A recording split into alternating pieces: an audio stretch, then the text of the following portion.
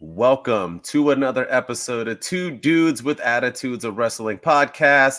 I am Mr. MWO, and with me, as always, is Shooting Star Press. What's going on, Shooting Star? Oh, it's we're one more day of 2022. We have today and tomorrow, and then it's a whole new year. So, new year, new me. That's Oh, how, all how right. I'm gonna approach it. All right. No I like fancy it. resolutions or anything. Just gonna post more on TikTok and go live more. There we go. So, So those are yeah, resolutions. Good job. um, yeah, yeah, I have a ton. I don't need to go into them, but it is going to be a new you because last night we did a live watch along of Survivor Series 1997, known for the Montreal Screwjob.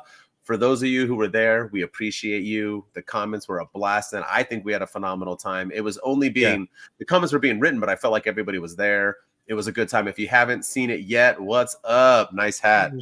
Thank you. I know he I think he's loves it. I think No, he's he's talking not. to me. He's talking about my Toxic Attraction hat. He loves it. He's not a Broncos fan. Nobody is. But yeah, it was a good time. You can rewatch it. A lot of people have. It's our biggest viewed video yet. I think we got like 50 overnight since last night. So it was a really, really good time. Check it out. So you can make sure you're there the next time. But new you, because Shooting Star got a new name. He's calling himself SSP, but last night he got a added S on there. Did you Yeah, know, that's sir? right. SSSP. I was called a Saint Shooting Mm-hmm. Star Press because MWO likes to go at our listeners and go at our viewers, and I'm the good guy. I'm good cop. He's bad cop. Can And you believe that? Of all people, I'm the bad guy. I cannot believe it. But last night, yes, I was the bad guy. yeah, So if you wanna go and back and listen, I mean, yes, it was a good time though. We it had some was. fun. Everybody who was there, cheers. I appreciate you. We're gonna do it again. We're gonna do more watch-alongs in the future that we will let you guys know about. We're also gonna start doing live pay-per-views and so on like that for AEW, WWE, whenever our schedules make sense for us to do that. But we will always be Wednesday and Fridays at 1:00 Eastern time. And today is Friday. Sorry, AEW Friday. Yeah, And with that said, hey, look at yeah. We're that. gonna be Look at fancy up in that. We're here. getting Yeah, big.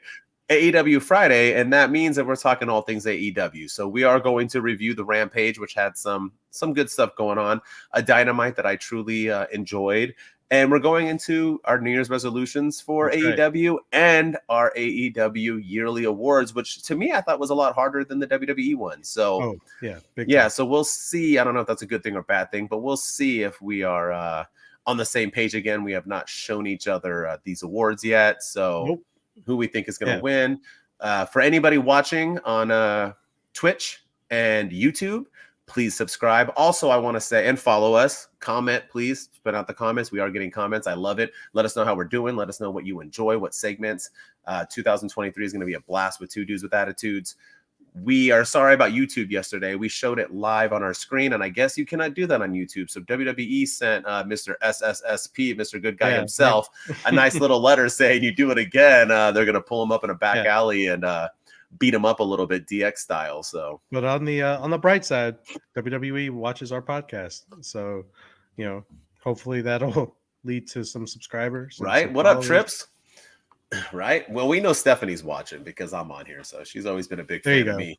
She's always a big fan of me. And I'm wearing, for everyone who can see, I'm wearing my We Are #WrestleTalk shirt.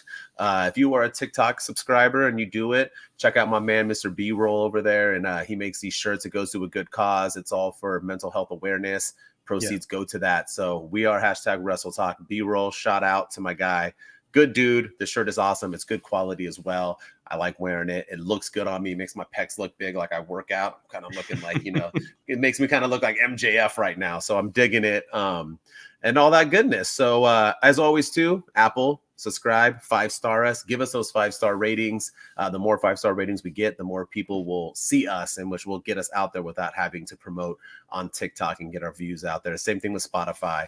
I listen to it. I enjoy it. Sometimes it's better to not have to look at us and just hear our awesome voices. So That's right. Yeah. yeah. You can hear the sweet, smooth, soothing sounds of our wonderful voices on Spotify and Apple. So yeah. check it out. Listen, subscribe, follow, everything you got to do.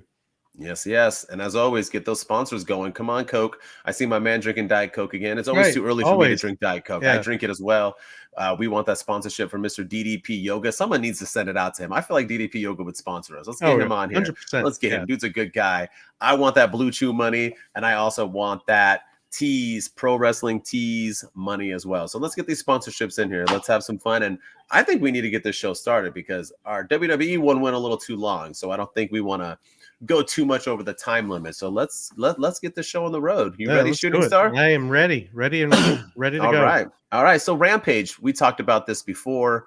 That Rampage has been feeling a little bit more important now. It doesn't just seem like a 1 hour pointless show. It looks like they're trying to build storylines, and they did that again. But we opened up with something that didn't really do that.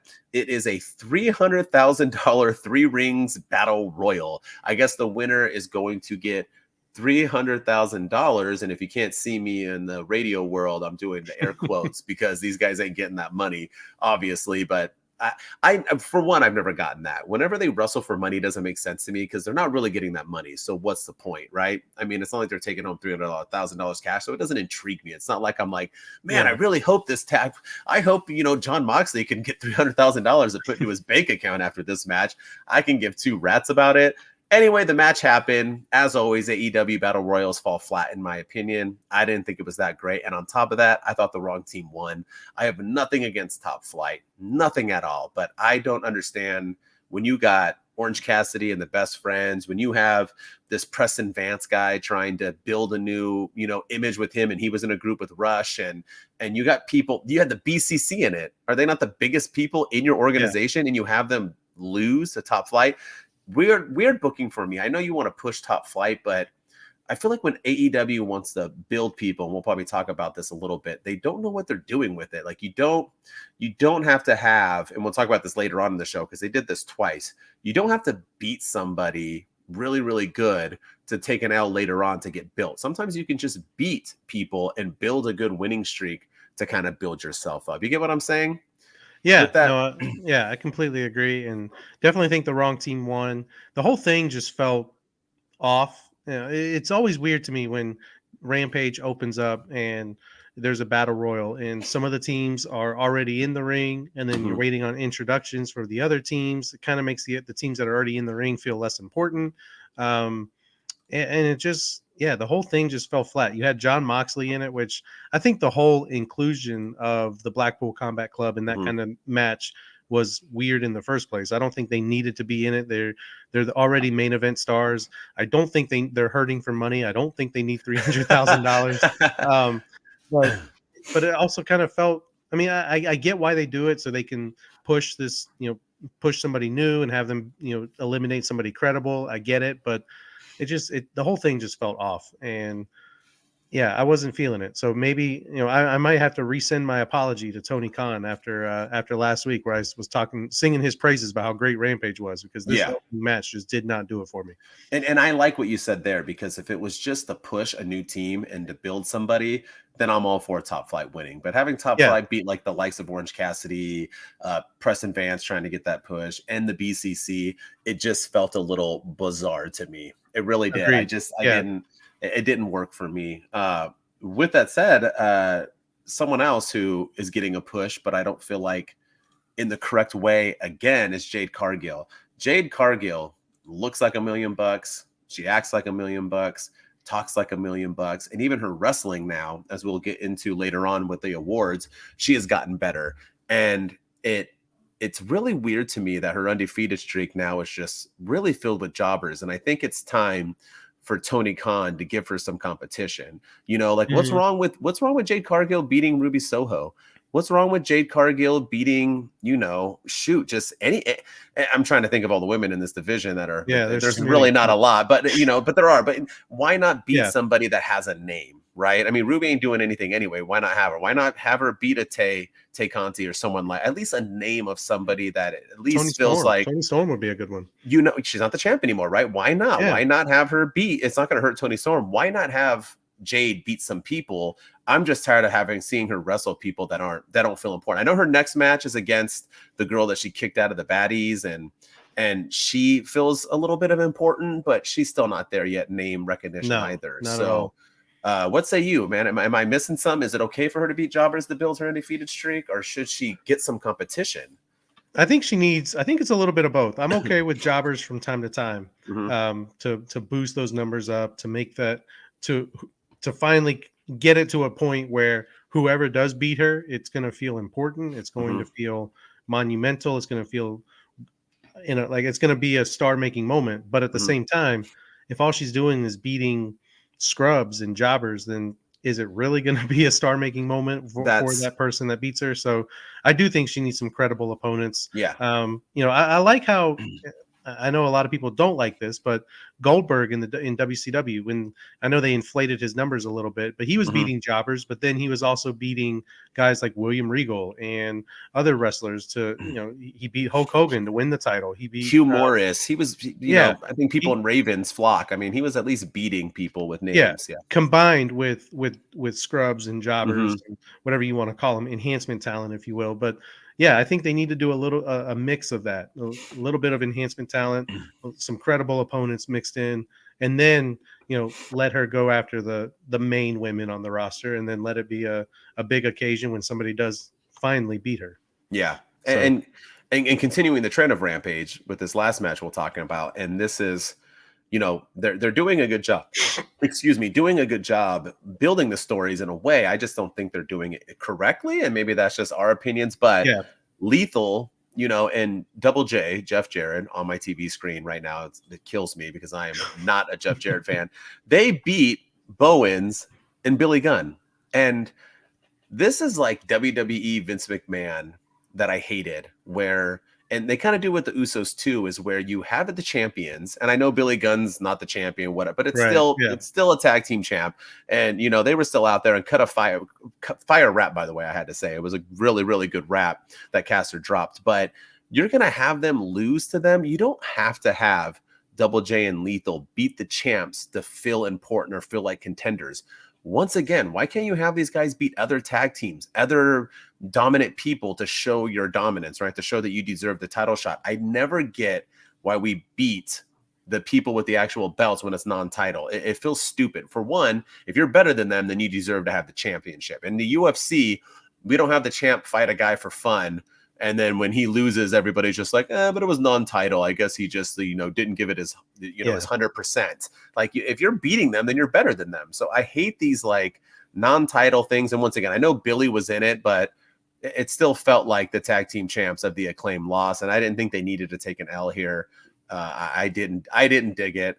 The match was fine, but I'm not for, and I'm also not for giving Double J any sort of push in 2022 or 2023. And I'm not 100% like all these other people, because there's a lot of people right now thinking that Jeff Jarrett's coming over to AEW and pulling his weight, and he's sabotaging it like he's done every other organization he has been in, and he's going to end up becoming the tag team champion. I don't think it's that, but I am fearful that maybe they will put the tag team belts on him, and I don't want oh that. God, It's if that happens. he needs to be here to help talent, not to Yes. wrestle talent in that. He needs to be a backstage person is what I'm saying, or a manager. Yeah, yeah, I'm okay with him being on screen if he's a manager. I'm not a Mhm. big fan of him wrestling at the moment.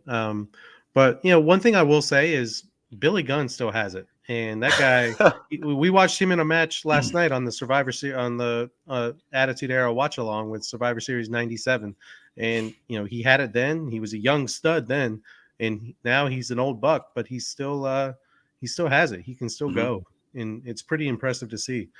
So kudos to him. And then one thing I do like when AEW does is they acknowledge that there's a world of wrestling outside of AEW. Mhm. So in their pre-match promo, when they were talking about Jeff Jarrett and Billy Gunn's history in Mhm. WWE together and their history in TNA, and now they're feuding in AEW. I did like that. I thought that was a nice little touch, a nice little Mhm. long-term storytelling moment but the match itself kind of, other than Billy Gunn, I agree with you. They should not have lost. It didn't make sense. Doesn't make sense to have your champions lose. It makes no sense, No. especially in non-title matches. And if you say you're the best tag team and you go out there and lose to Jeff Jarrett, who's what 55, 60 years old, are you really the best tag team? It just kind of Yeah. you kind of lose some credibility that way. And yeah, I was not a fan of the outcome of that match. for sure. No, and Lethal and Double J would have got the same type of vibe and push if they would have just interfered and no DQ'd and then beat the bananas out of them to end the night, right? It could have ended in a DQ or a no contest. The Bowens is about to pin him or Billy Gunn's about to pin him, and then the big dude comes in and beats the snot out of everybody and they just jump them and end the show on top. I'm for that. But taking an Yeah. L, just I don't get it. It didn't make any sense, and I thought it was a missed booking. I will say that oh, excuse me. I will say that I was glad Billy Gunn took the pin and not Anthony Bowens. I think that was a big there was a shining moment in that Billy Gunn. It doesn't while it does hurt the tag team champions to lose, at least they didn't have him take the pin. Yeah, I agree. And with that, we fade into Dynamite, and that's something Rampage has done really well. Look at that. Look at these graphics. That's right. I know. We fancy. Yeah, man, we fancy, huh? Is that they are relating it to the next show. It's not just like Rampage's standalone pointless matches. They are kind of bringing it over, and a lot of stuff was brought over. And one of them, since we're going to talk about Lethal, I'm going to start with the Acclaim rap video. I don't know if everybody here listens to hip hop, if they like rap, if whatever, to each its own.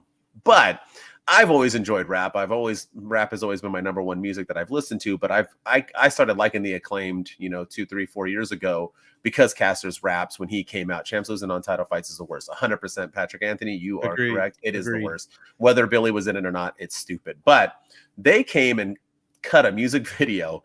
I love that the Acclaim don't even have to arrive. They don't have to, be there to have an impact. That video was hilarious, for one. Lethal and his disses. I mean, he brought up everything from, which I heard he's getting some flack on. I don't know if it's real or not. Kurt Angle's wife dropping that line because that was personal. And even in the video, Billy and Bowens were kind of like, oof, yikes. Caster's always not been afraid to say what he wants, but having a guy dressed up like Macho Man, he made disses of Jay Lethal, making a career off of somebody else's name, Jeff Jarrett. I mean, the rap was awesome. It was fire. Yeah. That rap video alone made me interested in their match more so than them getting the win on Rampage. So I thought it was a good thing. I thought we should bring it over. Like I said, Rampage into Dynamite. I dug it a lot. What say you? Yeah, I enjoyed that. I do. Sometimes I'm like, oh gosh, they're gonna do a rap video. This is either gonna be really, really good or it's gonna be awful. Yeah. And I thought the last one that they did was more on the Swerve in them. Yeah. It was a little. It wasn't good. It wasn't bad, but it wasn't good. It was just kind of meh. But this one I thought was really good. It was well done. It was shot well. It was produced well. And yeah, Max Caster he's not afraid to say whatever he wants. He brings up whoever, and he's done that to everybody. So it's not like he's singling anybody out. Anybody he's gone up against, he's taken personal shots at, and I love it. I do love it. And again, I like that they brought up the Kurt Angle, Karen Angle stuff. I thought so. Yeah, I thought it was great. I know they probably didn't think so, and I'm wondering if he had permission to say that, or if he just kind of just threw it in there and asked for forgiveness rather than ask for permission type thing. But I dug it. I did dig it. I'm glad you said that, because if you followed AEW, which I think you have, at their beginning, Caster used to have free range in his rap. So him and Bowens used to come out and cut some pretty hardcore rap. I mean, Caster's raps back in the days were better than they are now. Babyface, heels, once again. But he cut a rap one time, pretty hardcore. He brought up some people that he shouldn't have and some touchy subjects about COVID and other things. And they were suspended for quite a while. They weren't being shown anymore. Tony Khan did not like it. Yeah, they put him out, and then they ended up coming back and doing that like stupid fake rap where they were like, the Acclaimed are here and we're super, super happy and Tony Khan's the best. It was like hilarious, but I don't think they have free range anymore. I think everything they say now is 100% not only approved by Tony Khan, but by whoever they're dissing. I think the same thing with MJF when he comes out and cuts those fire promos. I don't think he has free range. I think he gets permission of every word that's coming out of his mouth, or at least the general sense of what he's going to say. So I think that's why I think it's a work. I think they're just trying to, it's good heat, right? To have the ex-wife come out and say like, oh, when I see Max Caster, it's on site. You know what I mean? It's basically what she said. She's like, I can't wait to see this guy in person, because I'm going to give him a talking to. So I don't think Jared would have not allowed that. So yeah, no, it makes, I really hope, it's bad enough having Jeff Jarrett on our screen. Mm. I really hope this doesn't lead to Karen Jarrett appearing on screen. I do not want to see that at all. I don't think she's good business. I don't think she annoyed me when she was in TNA. I Yeah. didn't care for her then. I haven't really missed her since she's been out of the spotlight so much. But Yeah. I really hope this doesn't lead to her coming in. Well, I got to say this, SSP. Is she still hot? Because I always thought she was hot, or she Oh, aged she's poorly. very, very Okay, hot. then Very, maybe I wouldn't mind seeing her on my screen because yeah. she was hot, man. She's just over the top with she's kind of like a Vicky Guerrero with the excuse me stuff, just Yeah, very, yeah, demands the room, demands the yeah, attention.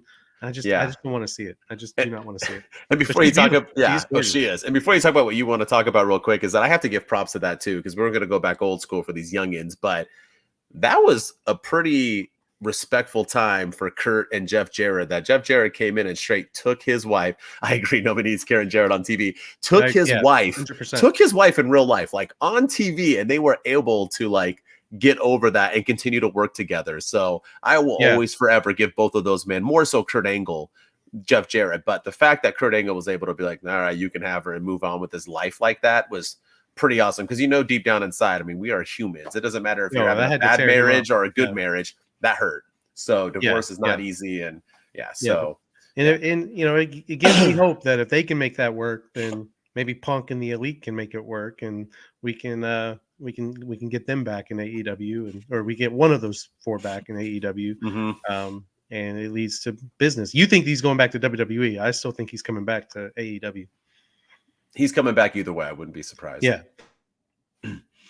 But one thing I dug from Dynamite was the Ethan Page, Bryan Danielson match. I always want to call him Daniel Bryan. So easy to do. Mm-hmm. But I thought that match was fun. It was a solid opener. I think, I love the addition of MJF and the random girl. I don't know if that's his fiance or whoever that was that he was with, but I love that he was up in the stands watching the match. I love the promo he cut before the match. It kind of threw Bryan Danielson off guard a little bit.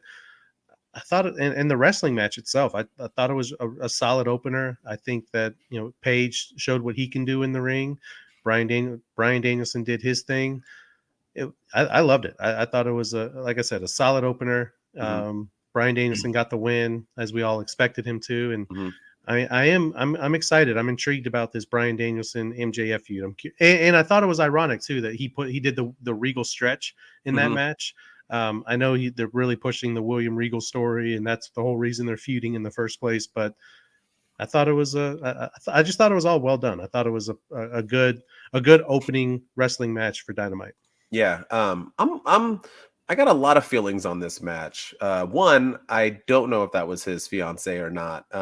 What's up, dude? What's up, nice? Yeah, I don't know. But it was in your little town with your hat on, right? And I feel bad for you for being, not only do the Broncos suck, but that chick's the hottest girl in Colorado. Man, I know. You guys got to do better. And that's no shot at that girl. Good for you. Everyone has a type, but man, your team's not doing that great. And then you got her representing as the hottest chick in your state. Holy cow. But anyway, I am digging. Here's my ups and downs with this, right? Number one, Ethan Page taking an L, I'm not for. I just want to get the bad out of the way. I'm not for that. I know. I have said this many a times that you don't have to win to get a push, but Ethan Page is taking some damn L's.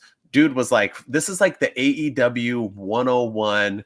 Let's get a guy, let's make him a star, and then let's just start having him lose. I get it. He lost this one match, and he lost to Ricky Starks, and now shut up, Patrick Anthony. Hey, just so you know, we are the Super Bowl champs until it's said otherwise. So we are doing all right. Yeah. We are doing all right. We still the champs, and we're making Baker Mayfield look important. So, but now Ethan Page has lost 3 times in a row now or something. I don't like it. He is so good right now. Let's get him. If you want him to get mainstream, then let's have him fight a little bit more mid-carders so he can build some wins. There's some good names in AEW. They have enough talent for him to beat some good people and not have to lose at the big time. But the match was a flipping banger. I still think it was the match of the night. They started off strong. AEW does that a lot. They'll start off with their best match right off the bat, which works for me. Sometimes it gets forgotten by the end because the show's long, but it was a good. I am so happy to see Bryan Danielson once again get a push. He's not going to win the title again, which kind of sucks. I thought he should have won it last time. I've said that many a times when he wrestled Mox his second time. I thought he should have had the belt, gave it to him. It was a good time for it to be that transitional champion for MJF. But I'm all for him being MJF's real first feud. Ricky Starks helped MJF. Brian Danielson's going to help MJF. I like now that MJF kind of sits up there in like the fancy seats in the stadiums everywhere he goes now and kind of just watches. His belt is more and more. I'm liking it more and more every single day. Great. I like seeing it up there. I dug it all minus Ethan Page taking the L. Good stuff. So you're right. Yeah. I liked it. Yeah, I thought, like I said, I thought it was good. I agree. As we talked about last week, I'm an Ethan Page mark, and I think he should be pushed more so than he is. And there's a lot of guys on the AEW roster that always seem to get a push and then they kind of flounder, and then they get a push again and then they kind of flounder. And Ethan Page is one of those guys. He was in the finals against Ricky Starks in that eliminator tournament, and now he's losing every match that he's in. It just, it doesn't make any sense. But I do agree that he, it was a banger. It was a great match, but I think Brian Danielson was the right person to win because it makes him look credible in going into the match against MJF. Not that he wouldn't look credible anyway, but I think he needs to win. It doesn't make sense for the number one contender technically to lose en route to a title shot. So no, never. And I like that you brought up Regal, because I do think worst belt since the Fiends. Oh man, I don't think so. The Fiends belt was bad though. Yeah, the Fiends belt was bad. Nothing's worse than the Spinner belt. But so I do like that you brought up Regal, because I'm still very intrigued on what's happening with this. Is he still in the BCC? Not Regal, but Brian Danielson. He still was doing those like elbows and kick thing that they do, right? So he's still using the BCC like signature move that they all do. I know I brought this up. I'm still wondering if he's going to have his title match and Mox and the BCC are going to interfere, or Mox is going to come out and cost him his match, kind of saying, hey, eye for an eye thing, William Regal, to kind of keep that storyline going and seeing where he is in the BCC, because they haven't kicked him out. I know he's not rocking the shirts, but was he really ever? But he's still doing their things. He's still helping out Regal. I'm wondering if that's going to play a part in this, and if Mox and them are going to kind of, hey, William Regal cost me the belt and said he was still BCC, so I'm going to cost you the match too, to do it, and you're still BCC, right? And maybe start a Mox in, after Hangman Page is done. So that's a good the whole reason that the BCC exists in the first place is because of William Regal, because he interfered in that Moxley Brian Danielson match and made them shake hands after. That's where I'm getting at. Yeah. So. And then, William Regal did turn on Moxley, cost him the title against MJF, only for MJF to backstab him, and that's where we are right now with this story. So, for sure. And it's rare when I say I'm intrigued about where AEW is going with a story, but in this case, I'm pretty intrigued. There's so many different directions they can go, and I'm curious to see what direction they take, and hopefully it's the right one. And speaking of the one direction they're in, we talked about it on Rampage that they lost that Battle Royal. And then we come back and have Mox and Claudio wrestle Top Flight in a tag team match. And all that momentum Top Flight had went right down the drain, and they take an L to Mox and Claudio. And I get it. I know. I keep saying it. You don't have to take. I think this did help Top Flight in a sense, because they lost, but they still looked really, really good. It was a good match. Hell of a match. I think it was maybe the second or third best match of the night. They looked good. Sometimes I feel like AEW makes people look a little too good, though. Like I said, Top Flight, I know they've been around, but they haven't been around as this like force to be reckoned with in a while. And now all of a sudden, it's just like they win the Battle Royal, and now they're putting it to Mox and Claudio. Yeah. Like Mox and Claudio, I mean, Claudio, he's still a champ, right? Is he not the ROH champion? He is. Yeah. Okay, so he's literally a champion, and Mox was just the champion and lost to MJF by cheating. So he still is like the top guy, and you're going to have these two dudes, these brothers who don't really do much or haven't done anything, putting it to them, beating them, and then really whooping them up. I'm all for the push. I just don't like how they're getting pushed, if that makes sense. It just, wrestling has to feel real to me, right? And these guys putting it to them like this doesn't feel real to me. I said the same thing with Logan Paul when he fought Roman Reigns. I love the match. I'm glad it all happened. I didn't like that Logan Paul put it to Roman Reigns like that. It doesn't make sense. He should not get that much offense in. This felt like that to me. I'm all for Top Flight, but they shouldn't have been putting a hurting on him that bad, my opinion. Yeah, and then they won that battle royal and then they lose, and just it just makes me wonder where are they going to go? Yeah. What's next for them? Are they going to be fighting the Acclaimed? Are they going to go after FTR? Are they going to have a match with the Ass Boys? Are they going to be on TV at all? Hmm. There's so many questions, and I don't. And AEW does this a lot. It's these guys are up and then they're down, then they're Hmm. up and then they're down, and then they're up and then they're down, and yeah, it made no. Why have them win the battle royal? I mean, I get they got $300,000. I guess I think that's probably they're getting paid now. Yeah. But still, it made no sense for them. And again, I know you can't have them beat the Blackpool Combat Club. You can't have them beat Moxley and Claudio. But why have them in that match in the first place? I think that's my Thank you. that's my issue. They just beat them in the battle royal. Yeah, They were the last ones, and they defeated yeah. Claudio. So So why? let's have them move on and Yes. put a good match on against FTR. Or put on a good match against even I take a good match against the Acclaimed and let them Yeah. build up the tag division and let them be the new contenders or something. Keep pushing them where they're winning, but I don't know. It just didn't make any sense. It does not make any sense to have them win this battle royal just to lose the way that they did after putting a hurting on the Blackpool Combat Mhm. Club too. Makes it look like anybody can do it. Erases that L too. Erases that W. Sorry. Yeah, It big really time. does. Uh-huh. Big time. Big time. And I gotta say, I was with Dynamite. I was pretty disappointed in that main event. Oh, all right. Yeah, Let's hear it. Let's hear it. it just what are they doing? I don't understand what they're the ending with Wardlow and Samoa Joe. Just I don't know. Samoa Joe cuts off Wardlow's ponytail. He takes it to him. He beats him down. He's destroying him, and then he cuts off his ponytail. And earlier in the night, it was not a good night for Wardlow either. Earlier in the night, Samoa Joe beat Wardlow down with a lead pipe, and there was the whole story of the night was whether or not Samoa or Wardlow will even be able to compete in the match. Mhm. And then he competes. It was a good match. I'm not knocking the performance. It's just the story. Like where are they going to go? Because Darby Allin's now involved. So is it going to be Darby Allin against Samoa Joe? Is Wardlow? Is this his way of new? Like we said at the beginning, new year, new me. So I got a haircut, and now I'm going to be the number one contender to Maxwell Jacob Friedman, Mhm. because I'm the last one to pin him. I don't know where are they going? What are they doing? It doesn't make any sense. And I almost wish that AEW would have switched matches, put the Paige Danielson match in the main event, and opened up with Samoa Joe and Wardlow. I think it would have made the night end a little bit better. But to me, this one just kind of ended with me just having a lot of questions. And I get that's why I'm going to tune in next week to see what Mhm. they do and how they answer these questions. But it just I don't know. I don't understand the Darby Allin edition. It Yeah. just seems I didn't understand Samoa Joe being involved when it was Wardlow and Powerhouse Hobbs, and then they randomly inserted Samoa Joe, and now it Mhm. feels like they're randomly inserting Darby Allin into this, and I just don't get it. I don't No. get it. I get where you're going with all of it.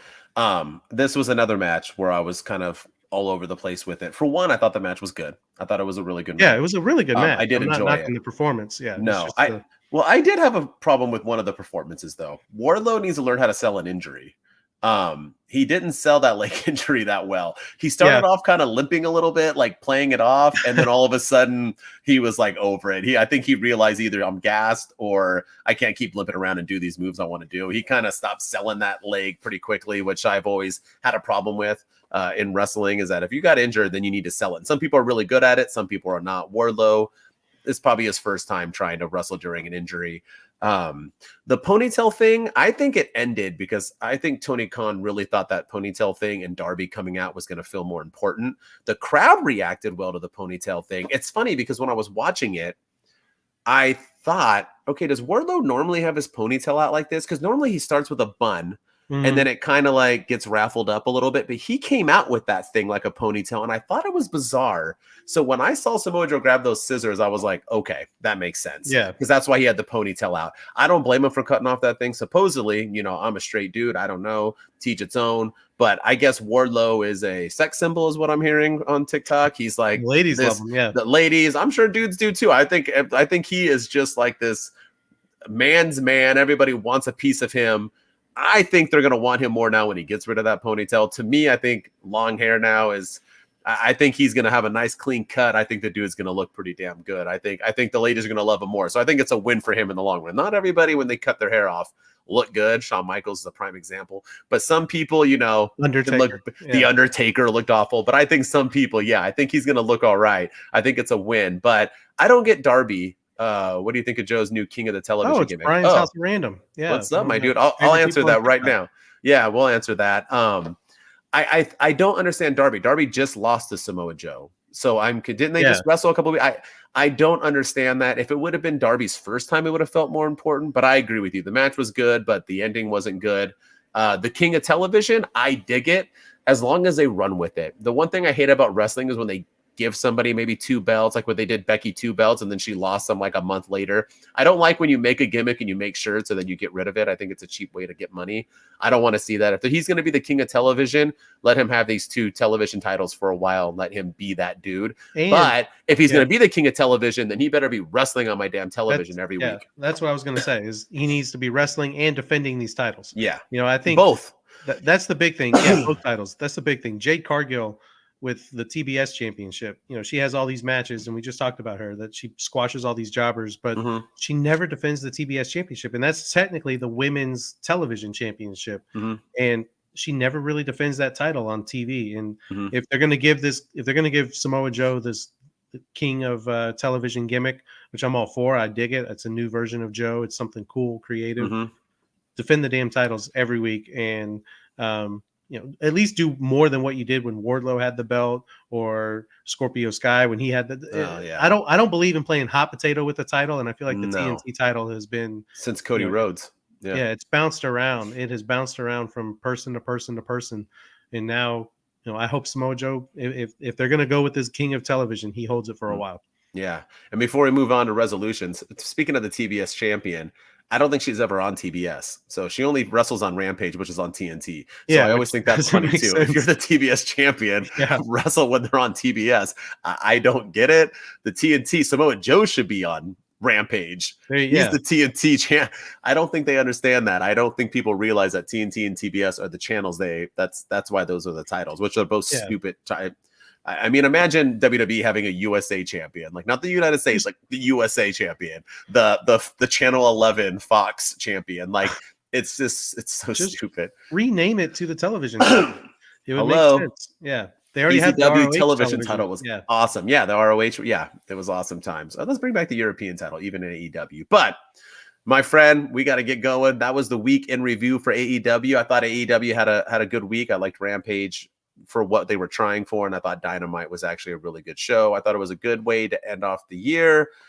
With that said, though, it is Happy New Year time, and it is time for our New Year resolutions for AEW. So this is when we take all these good things we talked about and talk about what we want to see improve. Shooting Star Press, Mr. SSSP. What say you? What is your AEW New Year's resolution? Since you have none yourself other than 6 things, what is your New Year's resolution for AEW? Oh, man. There's so many. You only get one, man. All right. You can have 2. Okay. You do you. Right. You let it go. I'm gonna do 2 because they're gonna kind of blend together. But I think it's time, and it may be past time, but I definitely think it's definitely time for Tony Khan to step aside from creative and bring on a creative team to run the stories in AEW. And I'm not saying that as a knock on Tony Khan. I'm not saying it because I think for the most part, he has done a good job. I wouldn't say he's necessarily done a great job, but he's done a decent job with creative. But right now, AEW needs a pick-me-up. AEW needs some oomph. AEW needs somebody to come in and just write stories. You know, go get Freddie Prinze Jr. Move, or you had William Regal and you kind of squandered that opportunity. He could have done the booking for you, or you utilize the talent that you have. Get somebody like Christopher Daniels to book the shows, and because now Tony Khan's going to be doing all the stuff with the Jaguars, the Jacksonville Jaguars, and they're making a late season surge and probably go to the playoffs. They may make the playoffs, so he's going to be busy with that. Then he's got Ring of Honor starting in January on Honor Club. They're going to have a weekly show, so he's going to be busy doing the writing and creative for that. In addition to AEW. And I think it's too much for one person. I think it's way past time. He probably should have done this a long time ago, but bring on a writing team or somebody to oversee creative. You step aside and handle the backstage stuff.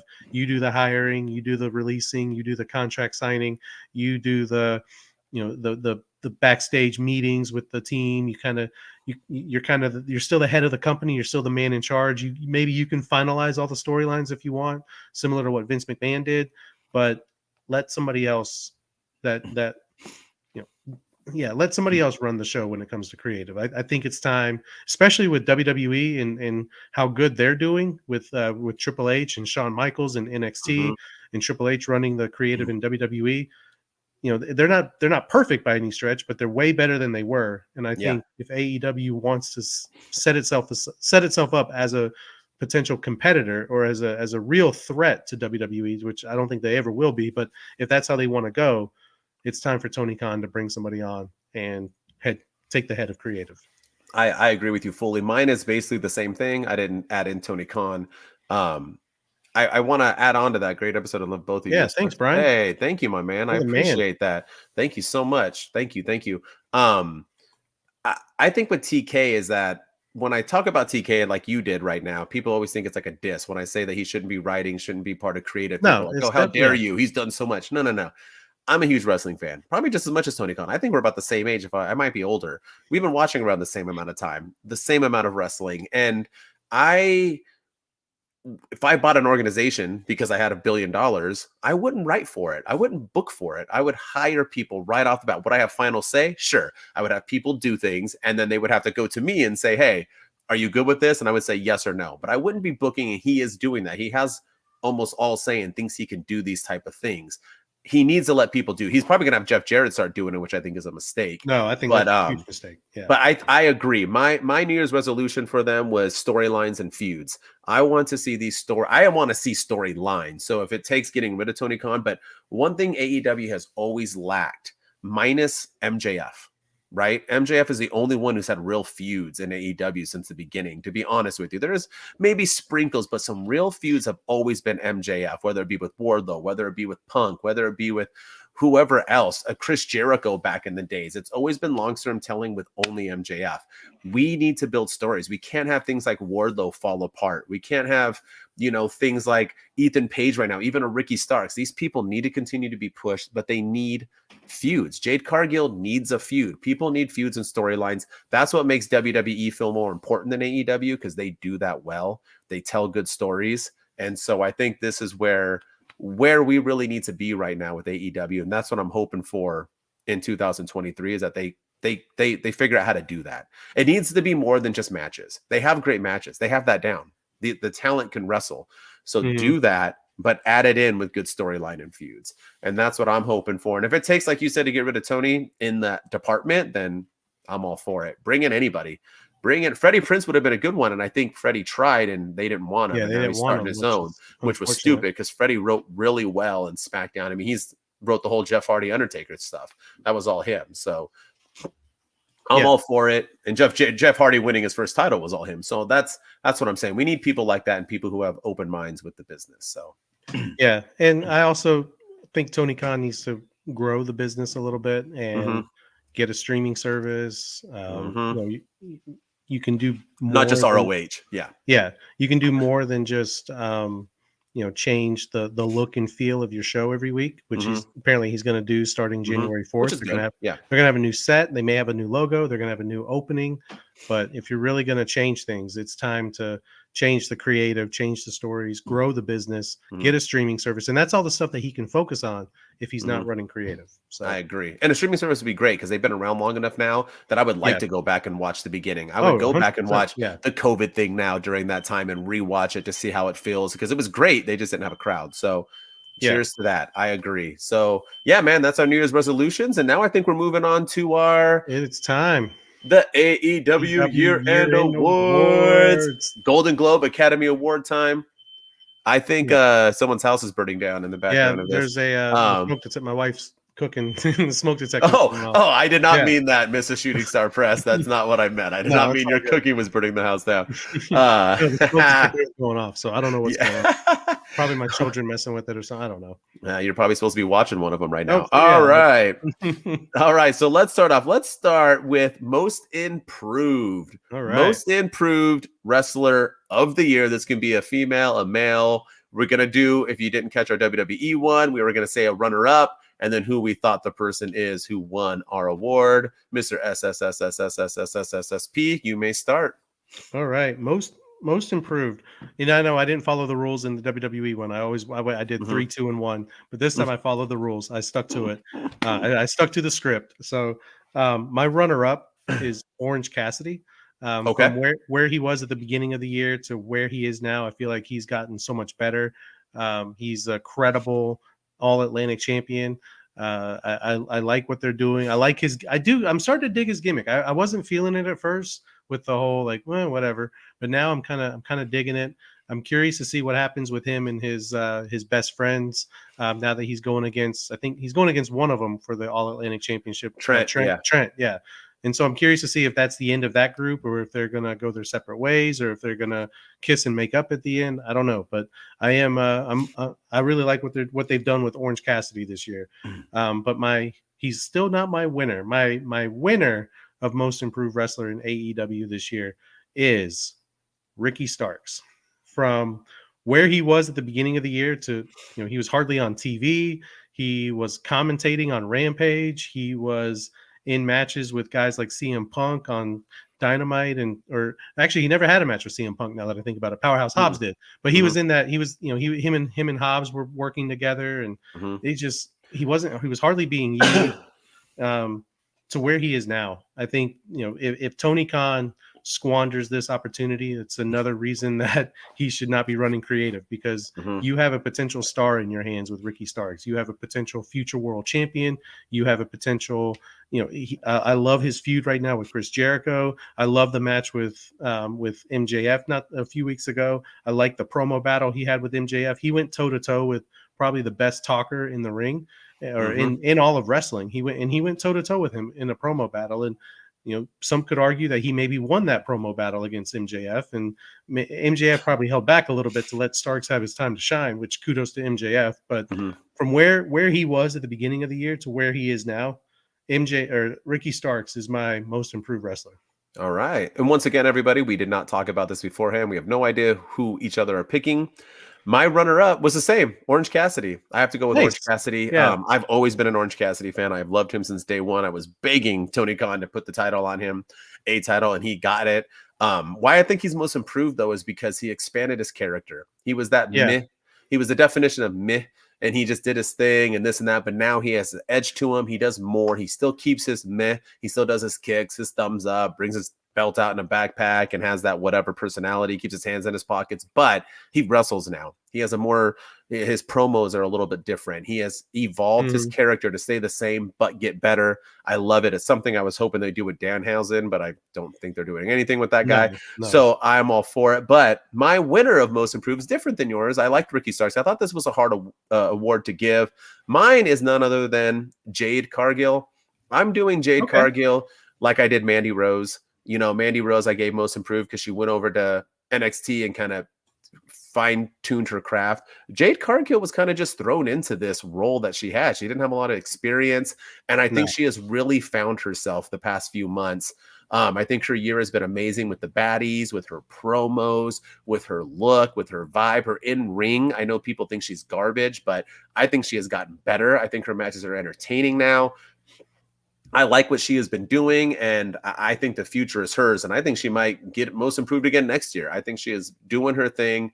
I love what she's doing. I'm all for her. Sign me up. I wasn't a believer of Jade Cargill when she first started. That's why I give her most improved, because now I'm all on board with it. So that is my most improved. Solid pick.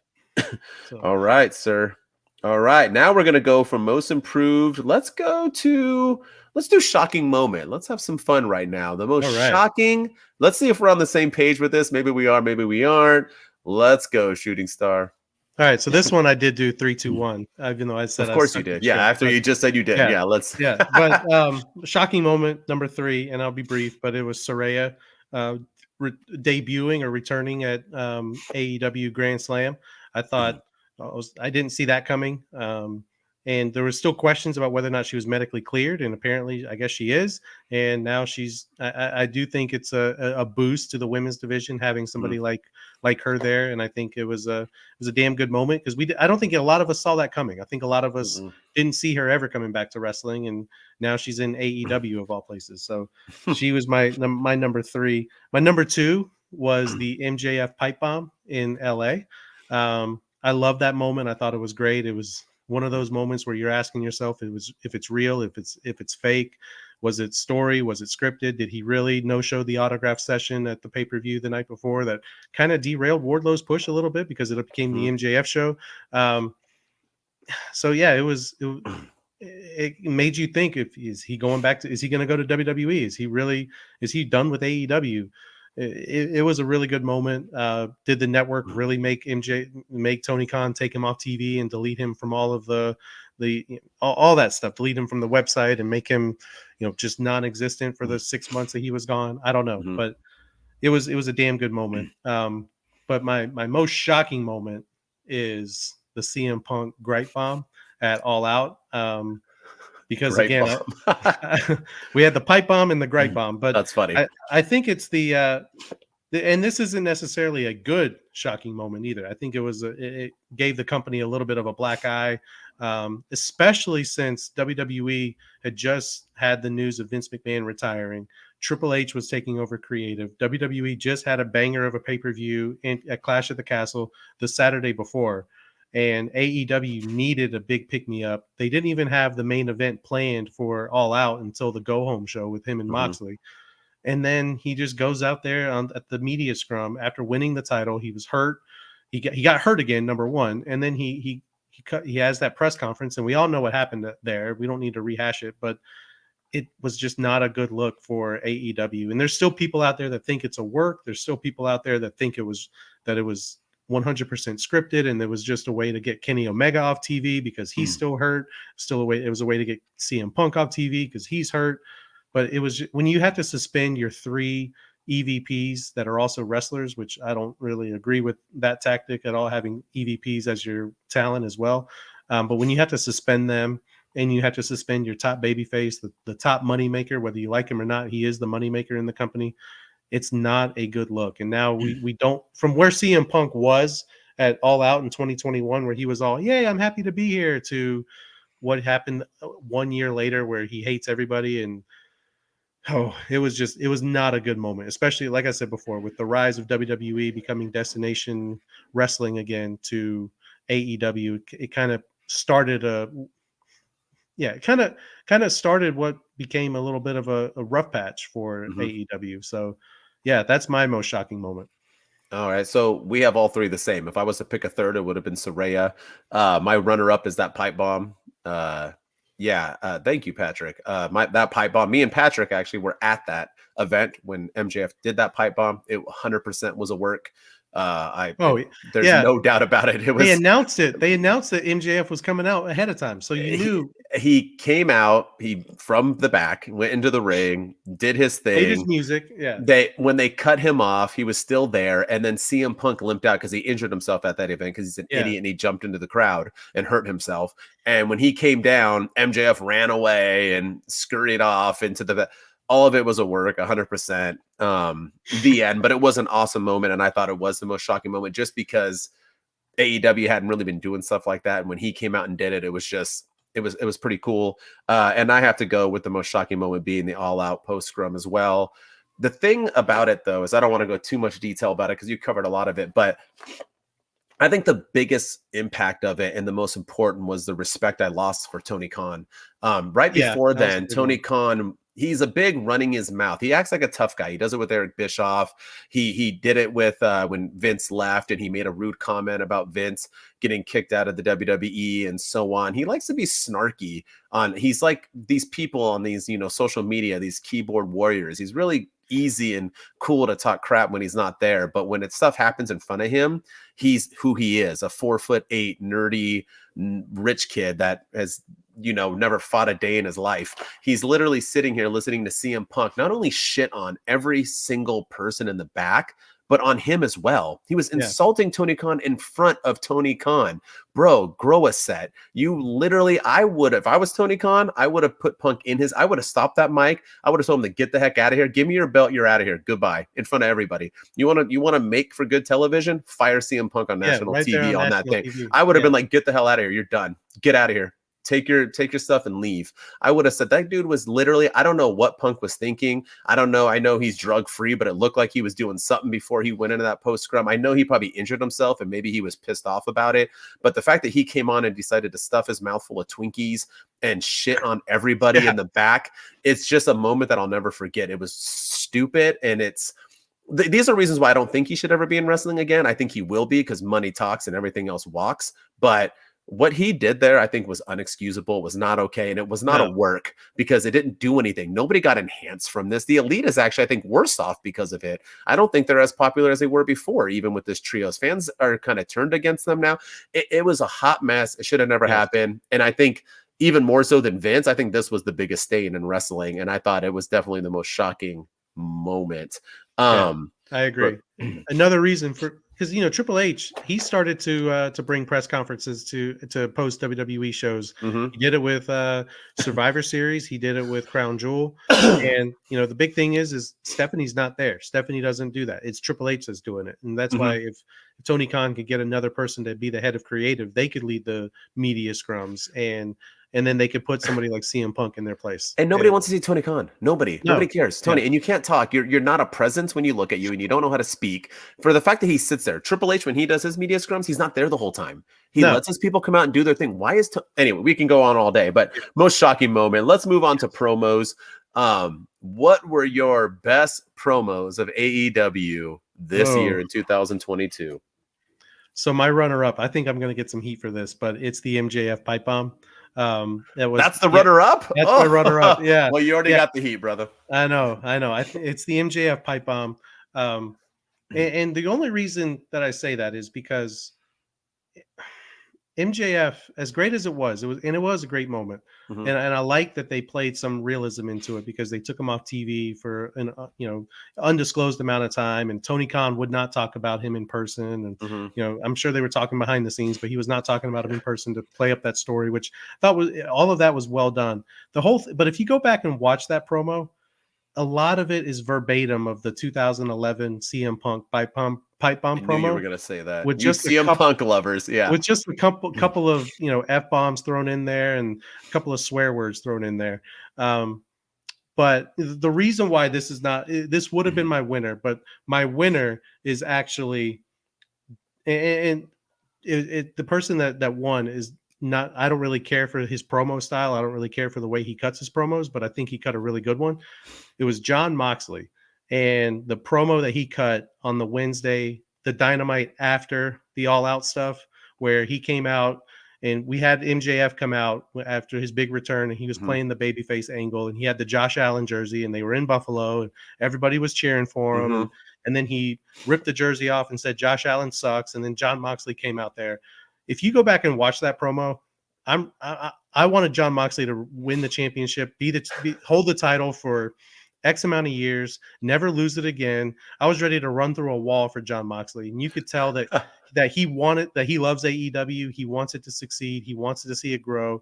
And to me, the reason why this is the winner is because that's what AEW needed at the time. There was already some dark clouds hovering over the company with all the CM Punk stuff and the Elite stuff and what's happening with the championship, what's happening with the trios title. There was a lot of question marks about the leadership of Tony Khan and the backstage stuff with AEW. And then apparently there was more backstage fights with, Andrade and Sammy Guevara, and Eddie Kingston were going at it apparently backstage. And I think John Moxley's promo was exactly what AEW needed.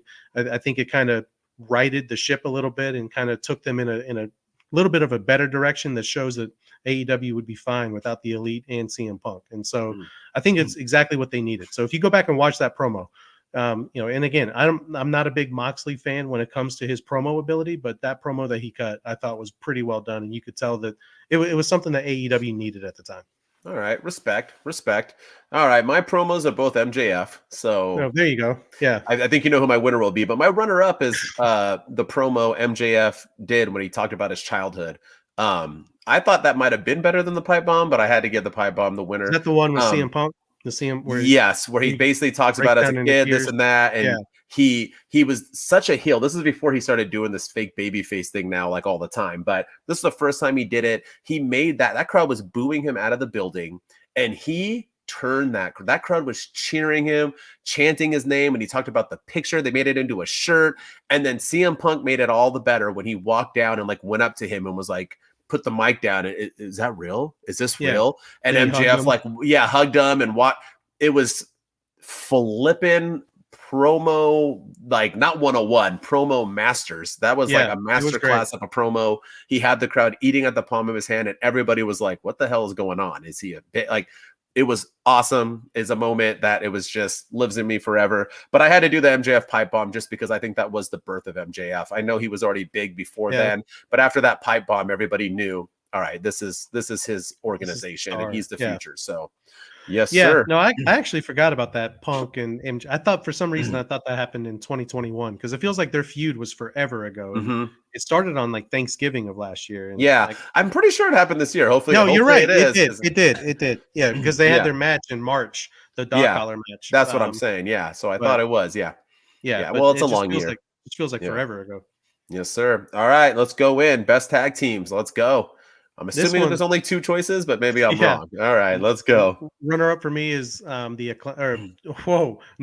up for me is FTR. All right. FTR is they're damn good in the ring. Everything they do, is gold. Their matches are great. I think those guys are phenomenal, and I do hope they stay in AEW. I really do, because grass isn't necessarily always greener in with the way Triple H has handled some returns in WWE. I'm not optimistic. And like, are they going to come in and beat the Usos right away? I don't know. I don't know. So I really hope they stick it out and make it work in AEW.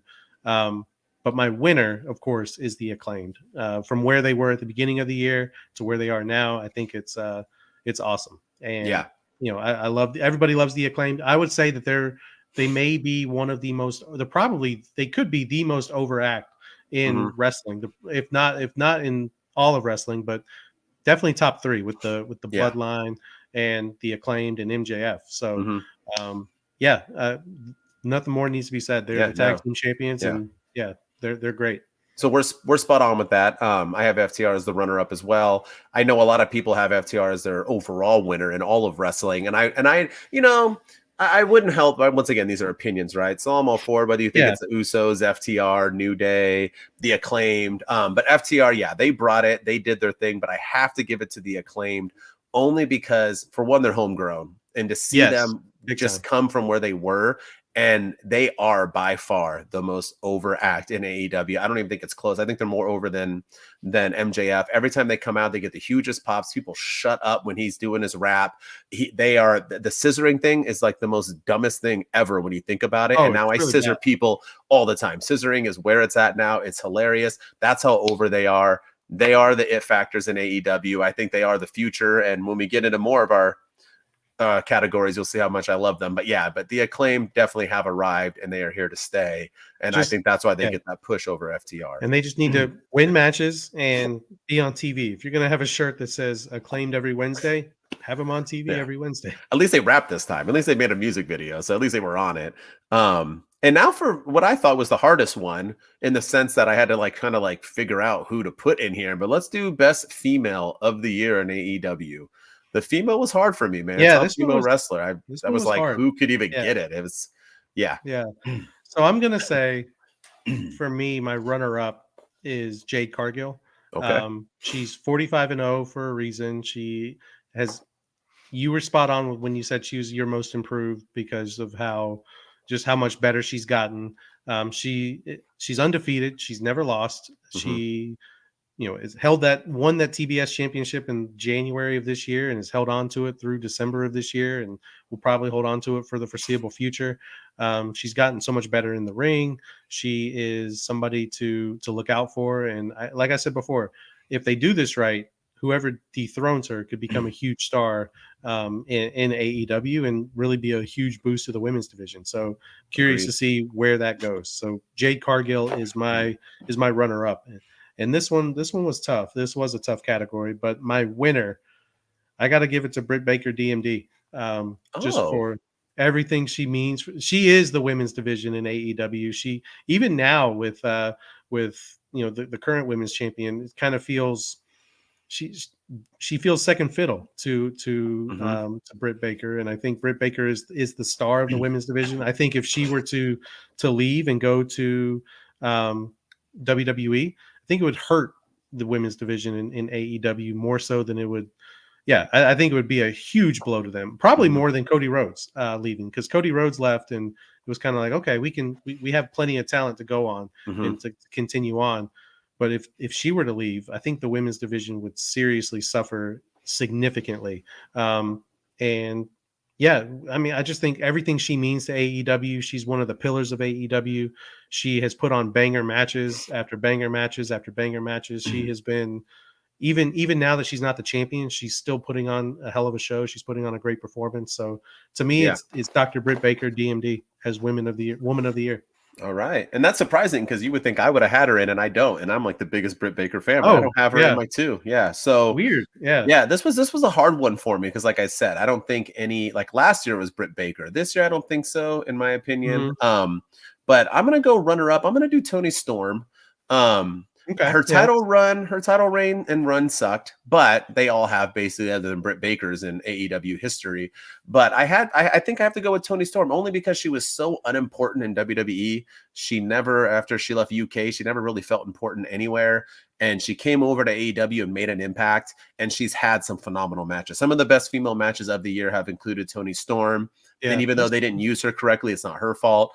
She's my runner-up of female of the year. But my winner has to go to Jade Cargill, man. I mean, not only is she the most improved, she's felt the most important, and she's made the TBS title feel more important than the women's championship. I've had more eyes on it. I know that belt, and there was a time where the women's championship wasn't even being defended. I think Thunder Rosa, when she had it, she was like in a tag team with Tony Storm. She didn't even ever defend that belt, No. and only Jade was defending her belt. Like it was the only belt even being defended for women. So I'm all about Jade Cargill. I think it was her year, and I think next year she'll probably be the female of the year again. And with Britt Baker, really quick, because we don't have a lot of time, we're already over. But Britt Baker, man, I think she is leaving. I think when her contract's up, her and her man are going back to WWE. So you heard it here first. I think Britt is leaving, and she will go, and where the Yeah. I the grass will be greener for her and Adam Cole Bay because that dude was wasted. I know he's injured, but even before that, he wasn't being used right. So right. he Yeah. was being used better in WWE. Another vote for Tony Khan to step aside and not run creative because he's Facts. squandered that opportunity. But again, I was torn. I was really torn on Jade Cargill. I almost made her my Hmm. woman, my top female wrestler, just because she hasn't lost and Britt Hmm. Baker has, and that Yeah. was huge to me. And Yeah. like you said, she's made the TBS championship feel way more important than the women's championship. But Yeah. I just like I said, Britt Baker is the face of that women's division That's a right fact. now, and yeah, I think like I said, if Jade Cargill were to leave, I feel like they would be okay. Hmm. I don't want it to happen, but if Britt Baker were to leave, I think that women's division would seriously suffer a huge blow, and that was the reason I picked Yeah. her, just because It's a good she pick she still. means so much to the women's division in AEW. Well, they need her. All Big time. right. Yeah. The male wrestler of the year, sir. Who was the top male wrestler of the year? So this one was hard too because Hmm. there are a lot of the AEW roster is huge, and one week somebody's doing really well, and then the next 6 weeks Tony Khan doesn't have him on TV, and so it's been really hard to answer this one. But for me, I'm gonna say my runner up was Chris Jericho.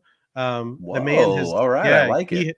he has put on banger matches after banger matches. He continues to evolve his character. He's still in pretty good shape. He is.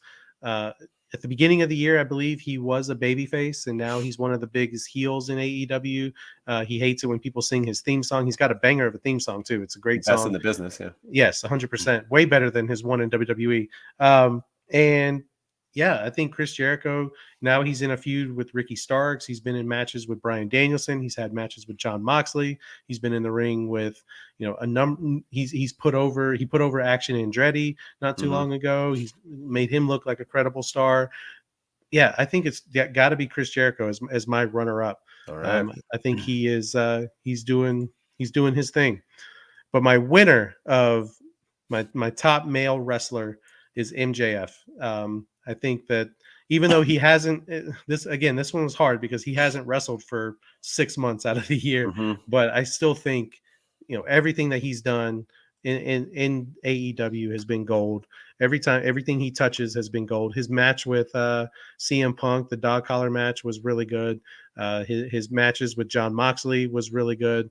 I know he has to win a lot by cheating, but that's kind of his shtick. That's kind of his That's thing. what heels do. Yeah. I do wish that his match with Wardlow would have been a little bit better, but it was just a squash match from Wardlow. And then Mhm. again, Tony Khan squandered the opportunity with Wardlow, and Wardlow's just another guy, but that's not really MJF's fault. But yeah, I think MJF, man, what he's meant to the company this year, just even by not being there.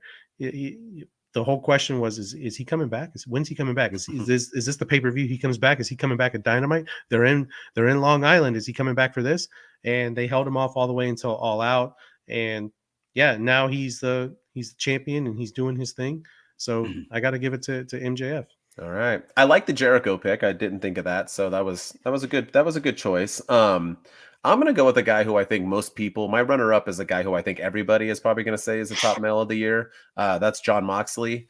Yeah, He's my runner up, and the only reason why he's my runner up and not my winner is because I just don't dig this Moxley. I don't. It's not up my alley, but just because I don't dig it doesn't mean he wasn't right. important. Yeah, And he did a lot for AEW. He carried them. He took titles when he shouldn't have. He wanted to go on vacation and he didn't. He had bangers of a matches, and his promos people did enjoy. So I have to go with Mox on this as the runner up. But my winner, just like you, I know he took a half a year off and this and that, is MJF.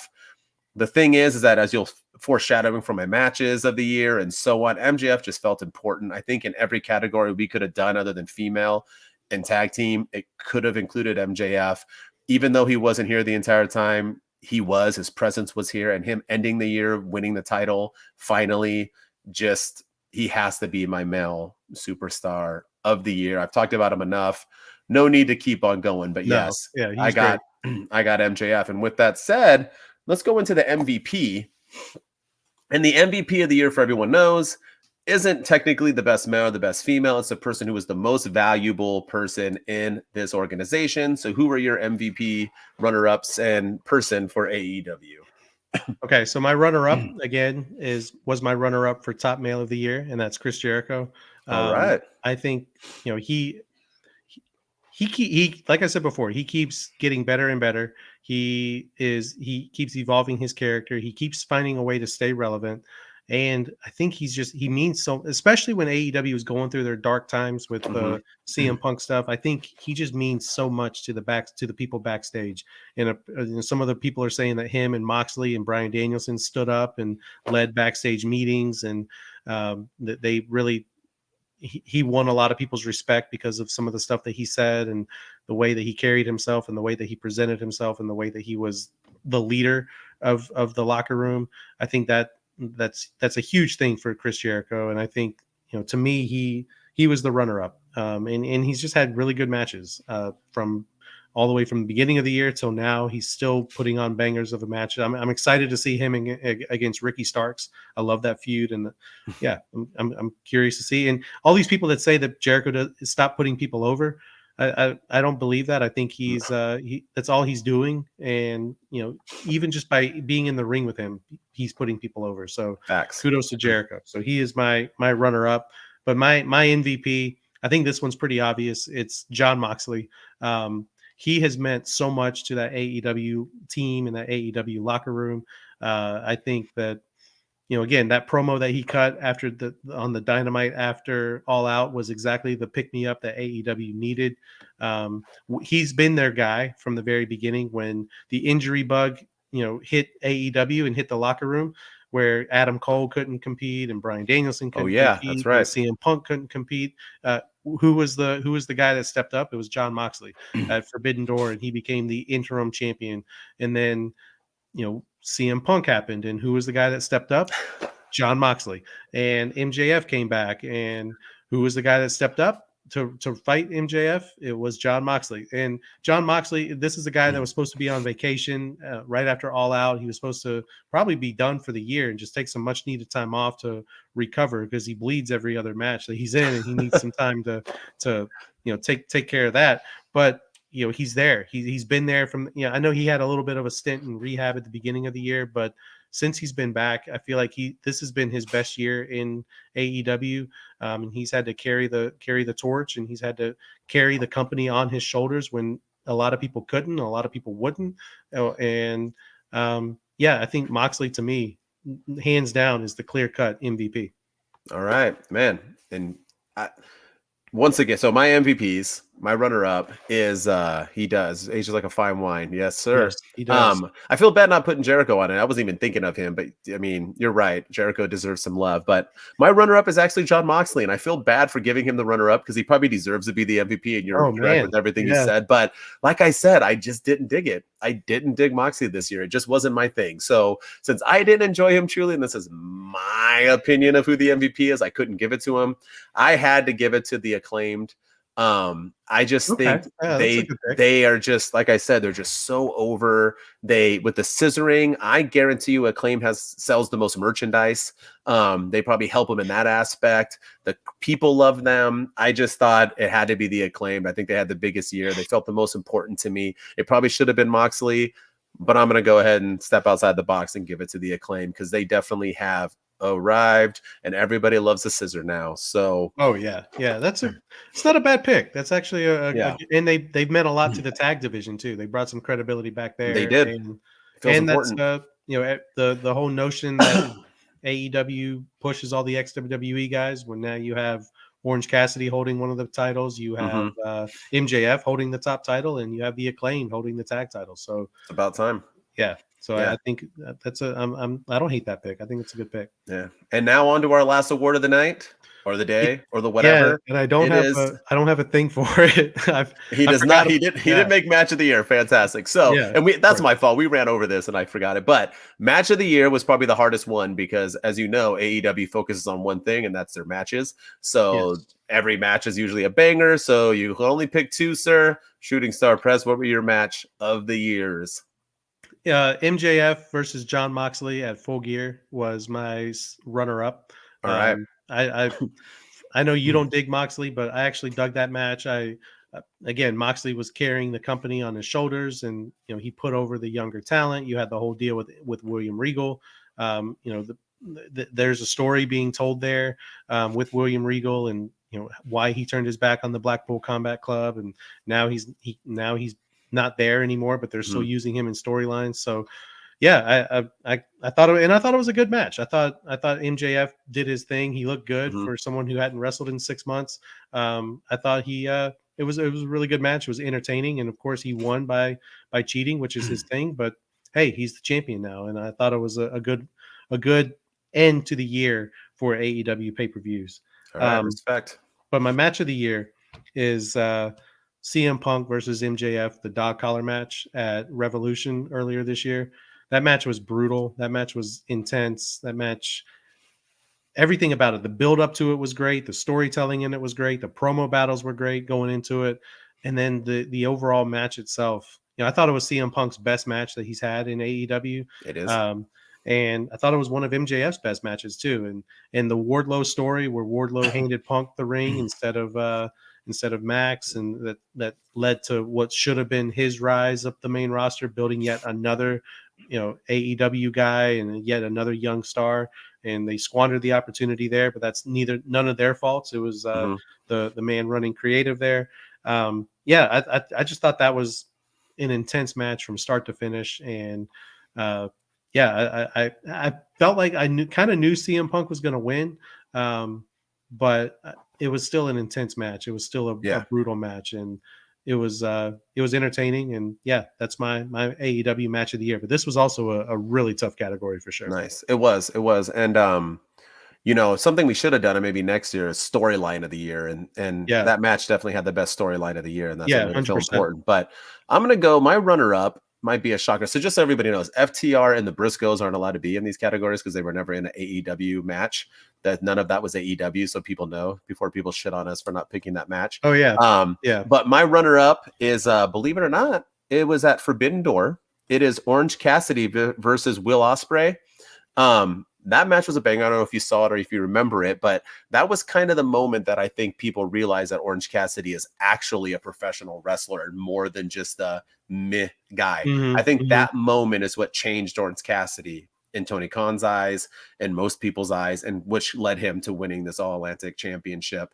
I think that was the moment. It was a fun match. It made me think differently about him because I always liked his character, and I also thought, oh, this guy can go. And it introduced me to who Will was because I really wasn't that knowledgeable Yeah, of Will Ospreay at the time, and that guy I think is on level with Kenny Omega, if not better than him at moments. So, dude was a banger. The match was a banger. But my match of the year, we have the same one: CM Punk MJF dog collar match. I mean, how can you not? I'm not yeah. a big fan of blood, but I appreciate it in this match. The right person won. MJF had already beaten him twice, like in the In same night, Chicago, yeah. technically before.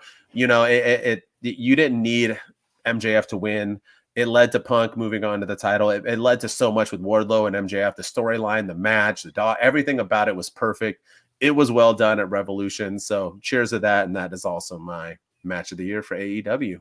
Yeah, two good picks. Two Yeah. good pick. Yeah, we were on the same page for a lot of that there. Which Yeah. is, Yeah. Without telling each other. Yeah. So, yeah. ladies and gentlemen, that's our year. This is our last Two Dudes with Attitudes, a wrestling podcast for the year. I know this is only our 6th episode. We started at the end of the year, but I appreciate all of you joining in, subscribing, following. If you haven't done so, get on Twitch and follow us now. Get on there. Don't just watch us. Everyone's viewing us. We're getting so many views. Follow us as Yeah, well. We need follow the us, follow and subscribe on subscriptions. YouTube. Yeah. Same thing on YouTube and also on Spotify and Apple Music for everybody who's listening to us in their car at work. We appreciate you guys. Nothing but love. Can't wait to see you all next Wednesday in our first episode of 2023, where we're going to start this year off right. We're going to blow up. It's going to be our year. As always, I'm Mr. MWO. And I'm SSP, Shooting Star Press. Follow us on TikTok. Follow us on our socials. And yeah, follow us on YouTube, Spotify, everything MWO said. Go do it. Let's go. Thank you all. Happy New Year. All right.